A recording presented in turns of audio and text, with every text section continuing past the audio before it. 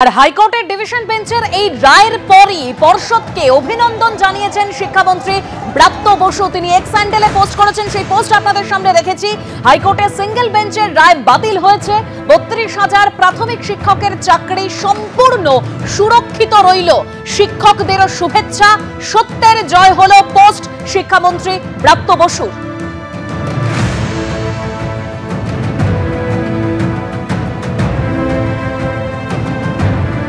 আর আজকের যে রায় অত্যন্ত গুরুত্বপূর্ণ, যেদিকে আমাদের নজর রয়েছে। প্রাথমিকে যে ৩২,০০০ চাকরি, সেই চাকরি বহাল থাকলো, অর্থাৎ প্রাক্তন বিচারপতি অভিজিৎ গঙ্গোপাধ্যায়ের সেই রায় খারিজ হয়ে গেল। আজকে আদালতে কি কি হলো আরো বিস্তারিত আমরা জানবো। আমাদের প্রতিনিধি সৌভিক মজুমদার রয়েছেন সরাসরি আমাদের সঙ্গে। সৌভিক, দেখো, এখনো পর্যন্ত তোমাকে বলবো যে এই রায়ের কিন্তু দুটো দিক। প্রথমত একটা আইনি দিক থেকে কলকাতা হাইকোর্টের মাননীয় বিচারপতিরা এই গোটা বিষয়টা খতিয়ে দেখেছেন। এক, দুই, এই রায়টা দেওয়ার সময় একটা মানবিক দিকও কিন্তু মাননীয় মহামান্য বিচারপতিরা তারা খতিয়ে দেখছেন। এখন আইনি দিক কোনটা? মাননীয় বিচারপতিরা বলছেন যে এই গোটা ঘটনাক্রমে বা এই মামলার ক্ষেত্রে দেখা গিয়েছে যে এখনো পর্যন্ত সিবিআই হোক বা ইডি হোক, তারা ইনভেস্টিগেশন করছেন।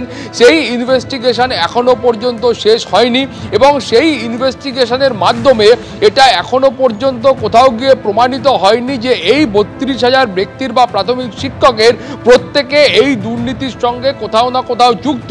ফলে এই গোটা বিষয়টার এখনো পর্যন্ত সংগঠিতভাবে সিবিআই কিন্তু কোনো কনক্লুশনে আসতে পারেনি যে এই দুর্নীতিটার উৎস কোথা থেকে, দুর্নীতিটা ঠিক কিভাবে হয়েছে, কারা কারা নির্দিষ্ট করে এই দুর্নীতির সঙ্গে যুক্ত, সেইটা এখনো পর্যন্ত আদালতের কাছে সিবিআই প্রমাণ করতে পারেননি। ফলে এই ৩২,০০০ শিক্ষক, তারা যে প্রত্যেকেই প্রাথমিক শিক্ষক, তারা যে প্রত্যেকেই এই দুর্নীতির সঙ্গে যুক্ত, সেটা এখনো পর্যন্ত প্রমাণিত নয়। এক, দুই, এখানে খুব স্পষ্ট করে বলা হয়েছে যে এখানে যেটা অভিযোগ করা হয়েছিল এবং সিবিআইও যেটা প্রমাণ করেছিল যে ২৬৪ জন প্রাথমিক শিক্ষককে অতিরিক্ত ১ নম্বর করে দেওয়া হয়েছে।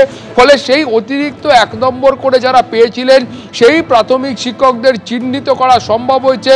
ফলে কেউ আনআইডেন্টিফাইড থেকে গেছেন বা কাউকে চিহ্নিত করা সম্ভব হয়নি। এখনো পর্যন্ত এই বিষয়টা কিন্তু সেরকম জায়গায় পৌঁছয়নি এবং ফলত এই গোটা বিষয়টা নিয়ে এখনো পর্যন্ত সিবিআই এর তরফ থেকে নির্দিষ্ট করে এই ৩২,০০০-এর প্রত্যেকে এই দুর্নীতির সঙ্গে যুক্ত আছেন কিনা সেইটা প্রমাণ করা সম্ভব হয়নি। ফলে এই গোটা ৩২,০০০-এর মধ্যে কয়েকজন যদি অযোগ্য থেকেও থাকেন বা কয়েকজন যদি দুর্নীতিগ্রস্ত থেকেও থাকেন, তার কারণে গোটা ৩২,০০০ প্রাথমিক শিক্ষকের গায়ে কালির দাগ পড়তে পারে, এমন মন্তব্য মাননীয় বিচারপতিরা করেছেন। তারা বলেছেন যে এই বাকিদের গায়ে, অর্থাৎ যারা যোগ্য শিক্ষক, তাদের গায়ে এই কালির দাগ পড়াটা সেটা আদৌ কতটা সমীচীন হবে সেটা নিয়ে কলকাতা হাইকোর্ট প্রশ্ন তুলেছেন। এবং দ্বিতীয় যে বিষয়টা তোমাকে বলছিলাম যে মানবিক দিকের কথা, মাননীয় বিচারপতিরা খুব স্পষ্ট করে বলেছেন যে এরা ৯ বছর ধরে কাজ করেছেন, অর্থাৎ ২০১৬ সালের যে নিয়োগ প্রক্রিয়া, সেই নিয়োগ প্রক্রিয়া থেকে এরা প্রাথমিক শিক্ষক রূপে নিয়োগপত্র হাতে পেয়েছেন। ফলে এরা প্রায় ৯ বছর ধরে প্রাথমিক শিক্ষক হিসাবে শিক্ষকতা করছেন। ফলে এই অবস্থায় আবার যদি এদের চাকরি কেড়ে দেওয়া হয়, ফলে এই ৩২,০০০ প্রাথমিক শিক্ষক এবং এদের যে পরিবার রয়েছে সেই পরিবারের ওপর একটা বিরূপ প্রতিক্রিয়া পড়বে। তারা অর্থনৈতিকভাবে, সামাজিকভাবে তারা কিন্তু ক্ষতিগ্রস্ত হবে এবং তাদের অন্ন বস্ত্র বাসস্থান নিয়ে একটা টানাপোড়েন তৈরি হবে। সেই প্রশ্ন, সেই মন্তব্য মাননীয় বিচারপতিরা করেছেন এবং তার পাশাপাশি তারা বলেছেন যে শুধুমাত্র কয়েকজন অসফল প্রার্থী, অর্থাৎ যারা মামলা করেছিলেন প্রাথমিক পর্যায়ে, সেই সময় কিন্তু প্রাথমিক শিক্ষা পর্ষদ এবং সরকারের বক্তব্য ছিল যে যারা এই মামলাগুলি করেছেন তারা কেউই সফল চাকরি প্রার্থী নয়। অর্থাৎ যখন নিয়োগ প্রক্রিয়া সংগঠিত হয় সেই নিয়োগ প্রক্রিয়ায় এরা উত্তীর্ণ হতে পারেননি এবং উত্তীর্ণ হতে না পাওয়ার কারণেই তারা এই মামলা করেছেন। ফলে সেই অসফল প্রার্থীদের কারণে গোটা নিয়োগ প্রক্রিয়াকে এইভাবে বাতিল করে দেওয়া বা সেই নিয়োগ প্রক্রিয়াকে নিয়ে এইভাবে প্রশ্ন তোলা, সেইটা কতটা যুক্তিসঙ্গত সেটা নিয়েও আজকে মাননীয় বিচারপতিরা প্রশ্ন তুলেছেন। তার পাশাপাশি তারা কিন্তু এটা খুব স্পষ্ট করে বলেছেন যে এই গোটা নিয়োগ প্রক্রিয়া এখন যদি নতুন করে আবার নিয়োগ প্রক্রিয়া সংগঠিত করতে হয়, সেটা কিন্তু এই ৩২,০০০ যে প্রাথমিক শিক্ষক যারা এতদিন শিক্ষকতা করছিলেন সেই শিক্ষকদের ওপর একটা বিরূপ প্রতিক্রিয়া তৈরি করবে এবং সেটাও আদৌ যুক্তিসঙ্গত হবে না বলে কলকাতা হাইকোর্টের ডিভিশন বেঞ্চের তরফ থেকে তাদের মত স্পষ্ট করা হয়েছে। ফলে তুমি বুঝতে পারছো যে দীর্ঘ যে মামলা 2023 সাল থেকে কার্যত Kolkata high court division bench supreme কোর্টে চলছে, সেই মামলার নিষ্পত্তি হলো সেই আজকের যে রায়, সেখানে খুব স্পষ্ট করে বলা হয়েছে যে এই 32,000 প্রাথমিক শিক্ষকের চাকরি বহাল থাকছে। এই 32,000 প্রাথমিক শিক্ষকের কারো চাকরি বাতিল হচ্ছে না। অর্থাৎ সিঙ্গেল বেঞ্চের তরফ থেকে যে রায় দেওয়া হয়েছিল প্রাক্তন বিচারপতি অভিজিৎ গঙ্গোপাধ্যায়, একদম সৌভিক, এই রায় দিতে গিয়ে ডিভিশন বেঞ্চের তরফে ঠিক কি বলা হয়েছে সেই বিষয়ে তুমি জানাচ্ছিলে, আমি তোমার কাছে আবারও আসবো। তবে মুখ্যমন্ত্রী মমতা বন্দ্যোপাধ্যায় এই রায়ের পর কি বলেছেন, যে এই রায়ে আমি খুশি, মানবিক দিক থেকে দেখেছে হাইকোর্ট, কোথায় কোথায় চাকরি খেয়ে নেওয়া ঠিক নয়, চাকরি দেওয়া দরকার। আরো একবার শোনাবো কি বলেছেন মুখ্যমন্ত্রী, শুনুন।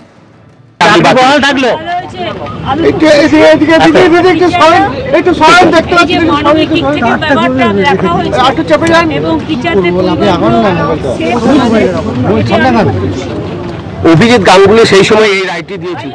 আমার কোনো কথা কারোর সম্বন্ধে বলার নেই। টিচাররা জাস্টিস পেয়েছে এবং তাদের পরিবারগুলো সেভ হয়েছে। কোথায় কোথায় কোর্টে গিয়ে চাকরি খেয়ে নেওয়া, এটা তো ঠিক নয়। আমাদের চাকরি দেওয়া দরকার, খেয়ে নেওয়া দরকার।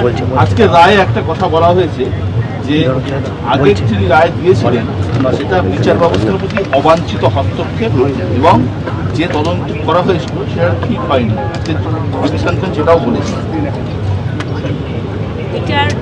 বিচারের মতো বলবে, বিচারকে আমরা শ্রদ্ধা করি।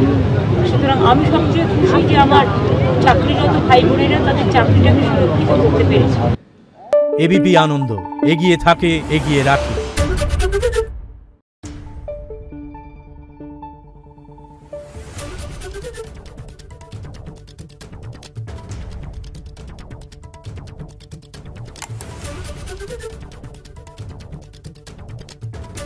Thank you.